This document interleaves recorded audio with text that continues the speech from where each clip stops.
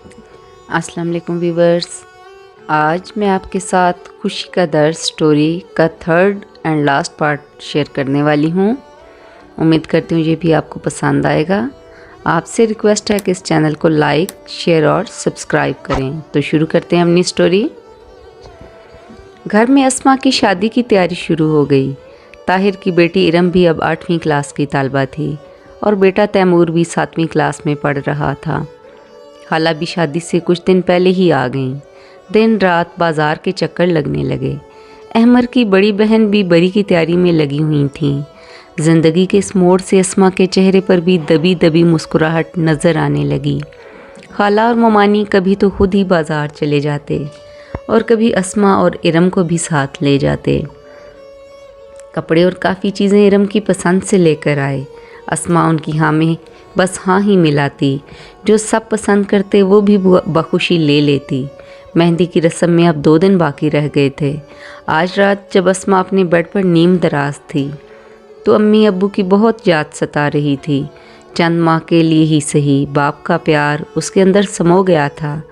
वो वक्त उसे बहुत याद आ रहा था जब अब्बू रात में घर आकर घर का बाकी रहता काम सब ख़त्म करने में उसकी मदद करते। उसने तो अब्बू का वो रूप उससे पहले देखा ही ना था।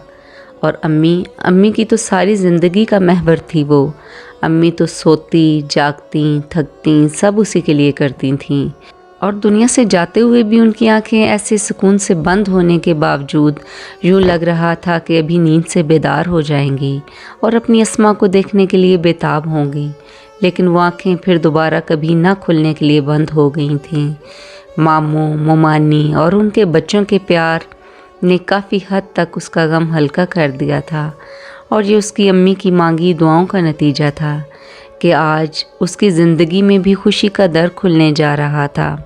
कोई उसका हमसफ़र बनने जा रहा था जिसके कंधे पर वो अपना सर रख कर अपना हर गम बांट सकती थी। अगले ही दिन खालू रबिया को लेकर शाम में आ गए।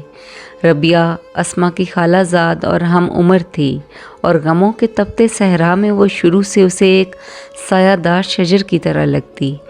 दोनों का मिलना अरसे बाद भी होता तो एक दूसरे को मिलकर बहुत खुश हुआ करती। अगले दिन सुबह से सब ने मेहंदी की तैयारी शुरू कर दी। अहमर की बाजी मेहंदी की रस्म का सारा सामान, चूड़ियाँ, मेहंदी, गजरे और ख़ूबसूरत सा पीला जोड़ा लेकर आ गईं। घर में खुशी का माहौल बन गया। अब ताहिर और उसकी बीवी ही अस्मा के वालिदैन का किरदार अदा कर रहे थे।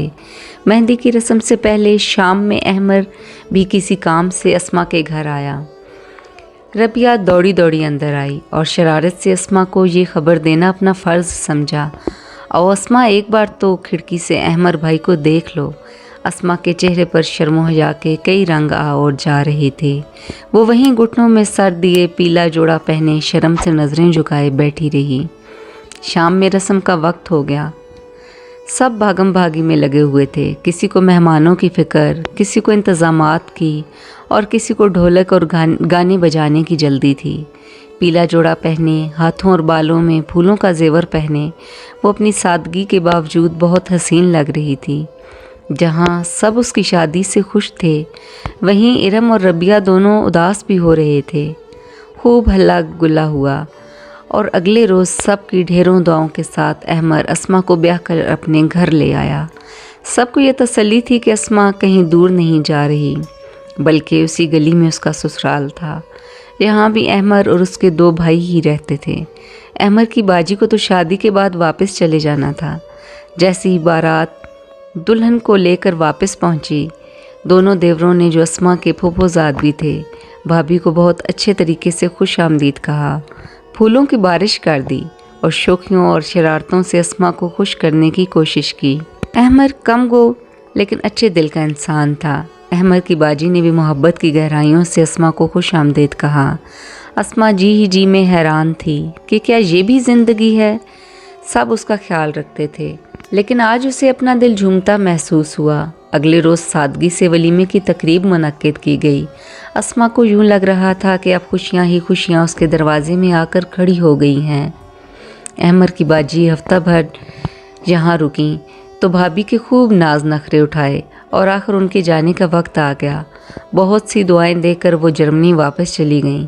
सादा सी ज़िंदगी थी, सादा से लोग थे, लेकिन अस्मा ने अपनी ज़िंदगी में अब्बू को अम्मी का ख्याल रखते ना देखा था, इसलिए उसे अहमर का इस तरह ख्याल रखना बहुत भला लग रहा था। ताहिर भी चक्कर लगाता रहता, मुमानी भी आ जाती, इरम भी आती रहती। सब उसे खुश देखकर सुकून महसूस किया करते।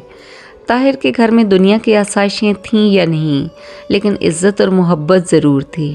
देवरों की मोहब्बत ने तो अस्मा को समझा दिया कि वो कितनी बड़ी नेमत से महरूम थी कि उसका कोई भाई नहीं था, मगर अहमर के दोनों भाइयों ने उस कमी को पूरा कर दिया।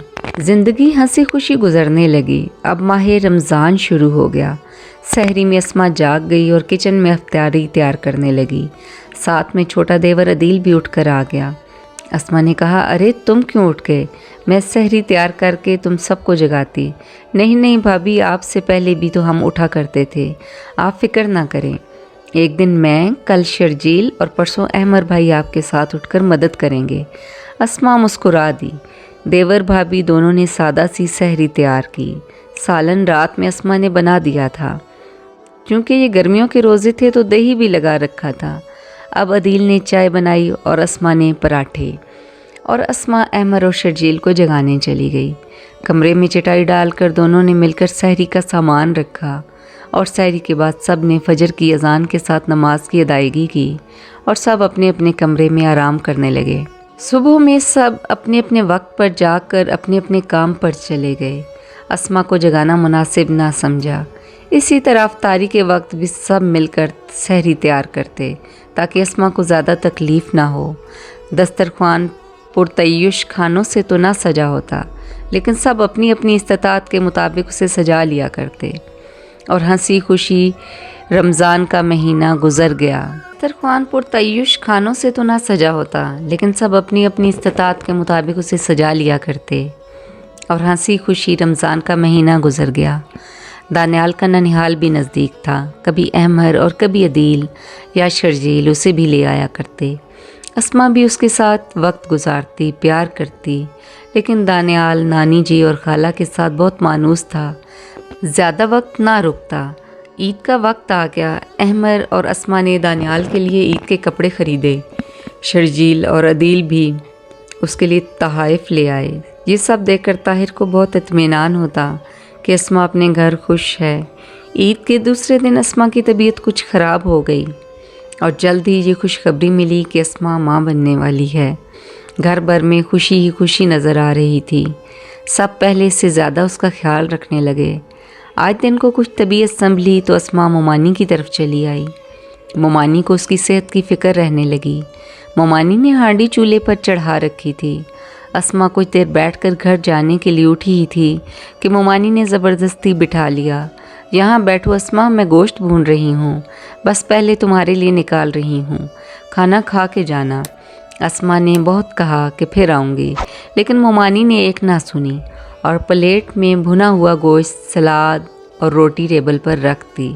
इतने में इरम और तैमूर भी आ गए। वो भी अस्मा से बहुत प्यार करते थे। उन्हें इसके वजूद में बेपनाह प्यार करने वाली फूफो, जो इस दुनिया में अब नहीं रही थीं, उनकी झलक नज़र आती थी। इधर ये खबर अहमर की बाजी को मिली तो वो भी भूले ना समाई। एक बार फिर खुशी ने उनके घर का रास्ता देख लिया। एक बार पहले भी उनकी खुशी का यही आलम था जब दानियाल दुनिया में आया था। फिर अहमर की पहली बीवी की वफ़ात के साथ उस घर की रौनकें भी बस ख़त्म होकर रह गई थीं। अब दोबारा ये खुशी का वक्त आया तो सारे मुतमईन थे। आखिर नन्ही दुआ अस्मा की ज़िंदगी में आ गई। उस दिन अहमर, अदील, शर्जील सब बहुत खुश थे। सब मिठाई बांट रहे थे। अम्मी अब्बू तो ज़िंदगी में रहे नहीं थे।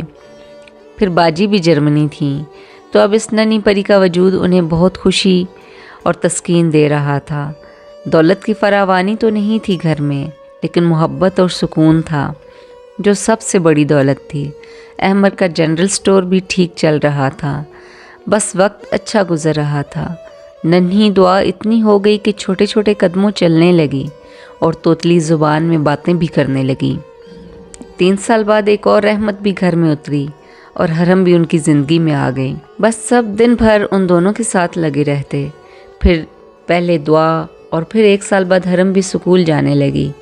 کبھی کبھی اسما سوچا کرتی کہ آج امی ابو ہوتے تو وہ کتنا مطمئن اور خوش ہوتے، لیکن ان کی دعا ان سب کے ساتھ تھی۔ وقت گزرتا رہا، دعا اور حرم کے بعد اسما کی اور کوئی اولاد نہ ہوئی۔ دعا اور حرم دانیال سے بھی بہت پیار کرتے تھے۔ کچھ سال گزرے تو عدیل اور شجیل کی بھی شادی ہو گئی۔ عدیل تو پاکستان ہی رہا اور شجیل دبئی چلا گیا۔ دعا بہت دل لگا کر پڑھا کرتی اور جہاں کبھی مشکل پیش آتی تو ارم سے جا کر پوچھا کرتی، اور حرم کو تو وہ خود ہی پڑھا لیا کرتی۔ اب 1 سال کے وقفے سے دونوں نے میٹرک کا امتحان اچھے نمبروں سے پاس کر لیا، پھر FA قریبی کالج سے پاس کیا۔ اس کے بعد گریجویشن کے بعد حرم نے ایک پرائیویٹ اسکول میں پڑھانا شروع کر دیا، جبکہ دعا نے CSS کی تیاری شروع کر دی۔ اب نہ کھانے کا ہوش ہوتا اور نہ سونے کا۔